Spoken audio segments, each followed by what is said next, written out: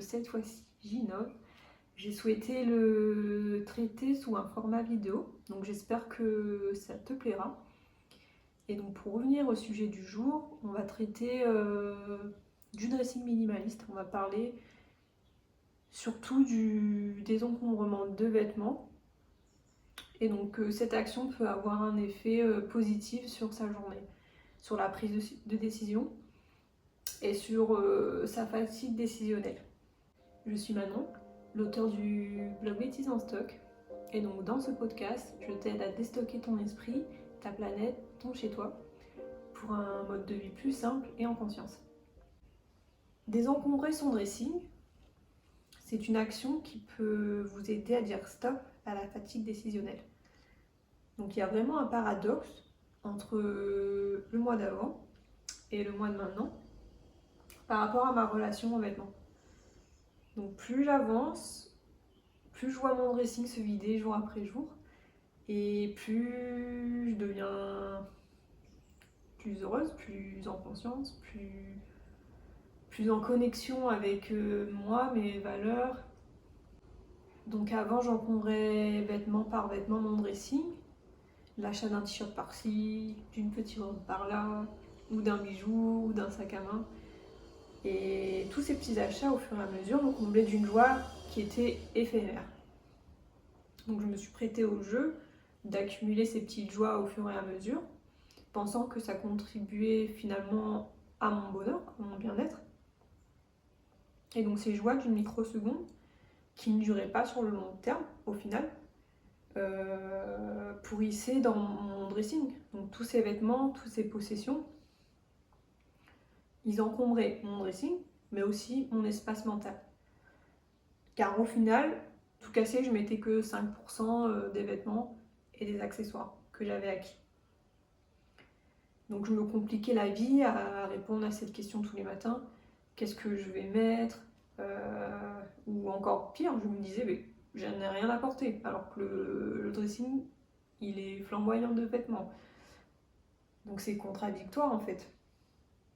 Et donc pour pallier à cette prise de décision, la solution a été pour moi d'ajouter au fur et à mesure encore des vêtements pour que je puisse répondre plus facilement à ces questions.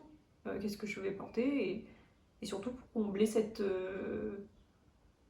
question, je n'ai plus rien à porter. Et donc je crois qu'on a tous connu ce sentiment. Et donc oui, on a tous connu ce sentiment et en réalité, personnellement, je pense que je compliquais ma prise de décision tous les matins en démultipliant mes choix. Donc parce qu'il y avait des vêtements, des accessoires à gogo, des bijoux à gogo. Et avec du recul, je me suis rendu compte que trop de vêtements dans mon dressing était une prise de décision difficile le matin. Ce qui faisait que je commençais la journée sur de mauvaises ondes au final. Le fait de commencer sa journée par une prise de décision, le fait de commencer sa journée sur une prise de décision fait qu'on se fatigue déjà mentalement. Et plus on avance dans sa journée, et plus on est de mauvaise humeur, on s'est levé de mauvais pieds. Tandis que si le matin on commençait beaucoup plus facilement, beaucoup plus simplement sa journée en limitant son dressing et en limitant les choix qui s'offrent à nous, on inverse alors sa journée. On commence sa journée en forme, en vitalité, en conscience et sur des bonnes vibes. Donc comme je le disais, commencer sa journée sur une prise de décision, c'est clairement pas se faire un cadeau. Et donc si on prend l'exemple par exemple de Mark Zuckerberg ou encore Karl Lagerfeld, on peut vraiment noter un point commun entre ces deux personnalités. C'est qu'elles ont tendance à se contenter d'une formule de vêtements, donc ils portent tout le temps les mêmes vêtements, et donc ils portent tous les jours la même chose. Donc oui, pourquoi un individu choisirait-il de porter la même chose tous les jours ? Pourquoi le PDG de Facebook ou Karl Lagerfeld se contenterait tout simplement d'un dressing minimaliste ou d'une formule de vêtements qui serait la même tous les jours ? Tout simplement puisque on évite la fatigue liée à la prise de décision. Cette sensation horrible qu'on a tous, qu'on ressent lorsqu'on passe beaucoup trop de temps et d'énergie à essayer de trouver une solution.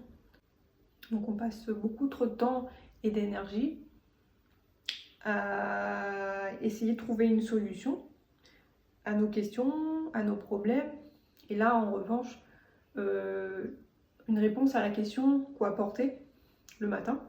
Donc on est tous d'accord sur le fait que quoi porter le matin, au final, c'est pas vraiment un big deal. C'est le cadet des soucis qu'on peut avoir dans sa journée, dans sa vie. Donc si on a l'opportunité et le moyen de se faire ce cadeau le matin, simplifier son quotidien, simplifier sa vie, simplifier sa prise de décision du matin, pour garder toute son énergie, pour garder toute cette productivité à essayer de résoudre des problèmes ou des questions plus existentielles. Donc oui, on va le faire. C'est pour ça qu'ils le font. C'est pour ça que tous les PDG des grosses boîtes, personnes qui ont réussi à entreprendre leur vie comme ils le souhaitent, ils se sont penchés sur cette question du dressing minimaliste.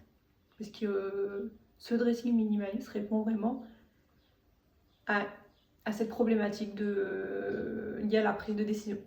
Quand j'ai compris que je devais tout simplement alléger mes choix en désencombrant mon dressing, je me suis libérée et j'ai simplifié tout simplement mon quotidien.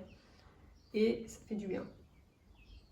Donc si vous vous lancez dans cette voie qu'est la slow fashion et que vous souhaitez créer une garde-robe minimaliste à votre image, je vous délivre dans mon prochain podcast tous mes conseils pour y parvenir.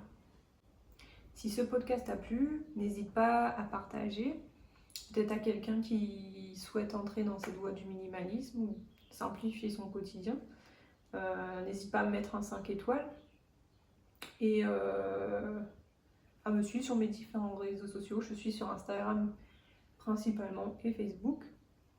Et je délivre d'autres conseils pour une vie plus simple et en conscience, où tu peux également visiter mon blog pour d'autres guides.